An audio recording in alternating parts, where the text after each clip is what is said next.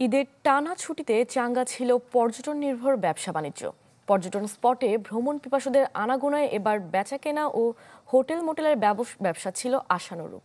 নানা ক্ষেত্রে হয়রানি, সমস্যা ও ভোগান্তি দূর হলে সারা বছরই পর্যটন সমাগমের আশা ব্যবসায়ীদের। হাজারো পর্যটকের সমাগমে মুখর পর্যটন স্পট।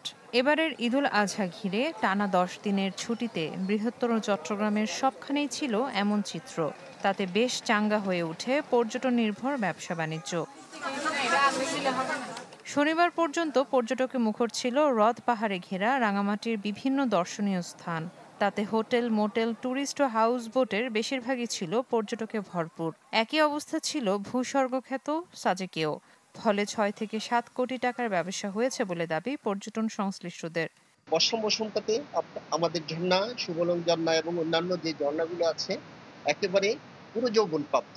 তো যার কারণে প্রচুর পর্যটক রাঙামাটিতে আসছে, আমাদেরও প্রচুর ব্যবসা হয়েছে। আমাদের এই ঈদে মাশাআল্লাহ ভালো গেস্ট হয়েছে এবং প্রত্যেকটি হাউস বোটই তারা মানসম্মত একটা অর্জন করতে পেরেছে। এই বন্ধের মধ্যে আমাদের আশাস্বরূপ ভাড়া আমরা বোট ভাড়া দিচ্ছি এবং আমাদের আল্লাহর রহমতে আমরা ভালো আয় ইনকাম করছি।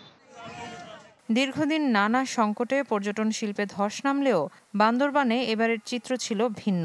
রুমা, থানচি সহ পর্যটন কেন্দ্রগুলো নিষেধাজ্ঞা তুলে নেয়ায় ভিড় বাড়ে পর্যটকদের। ফলে 10 থেকে 15 কোটি টাকার ব্যবসা হওয়ায় খুশি পর্যটন ব্যবসায়ীরা।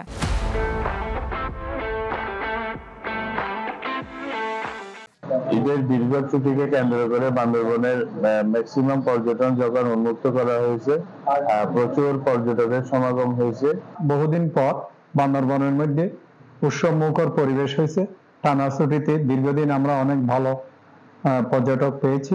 লামা, আলীকদম, নাইকনসরি এবং রুমা থানচিতে সম্প্রতি খুলে দেওয়া সবকিছু মিলে আমরা প্রতিদিন 1 কোটি টাকার উপর আমরা ব্যবসা করেছি সকল সেক্টরে। এবারও যথারীতি বেশি ভিড় ছিল পর্যটন শহর কক্সবাজারে। সংশ্লিষ্টদের দাবি, পর্যটনের বিভিন্ন খাতে ব্যবসা হয়েছে 300 কোটি টাকার মতো। নানা ক্ষেত্রে হয়রানি, সমস্যা ও ভোগান্তি দূর করা হলে সারা বছরই পর্যটন সমাগমের আশা ব্যবসায়ীদের। প্রায় 450 থেকে 500 হোটেল, রিসোর্ট, কটেজে মোটামুটি প্রায় 6 থেকে 7 লক্ষ পর্যটকের মতো অবস্থান ছিল। তো আমাদের বিগত 2 মাসের যে অফ সিজন ছিল, এটার ক্ষতিটা আমরা পুষিয়ে নিতে পেরেছি। আমরা যেহেতু সরকারকে রাজস্ব দিই, পর্যটন ব্যবসায়ী হিসেবে আমাদের দাবি থাকবে সরকার যেন তার কাজটুকু করে এবং কক্সবাজার চট্টগ্রাম মহাসড়ক 6 লেন উন্নতিকরণ এবং কক্সবাজারের যে বিনোদন স্পটগুলো আছে সেখানে যেন সরকারি বিভিন্ন ডুবুরি এবং লাইফগার্ড যদি সরকারভাবে নিয়োগ দেওয়া না হয়, তাহলে পর্যটকদের যে মৃত্যু ঠেকানো খুব কঠিন হয়ে যাবে।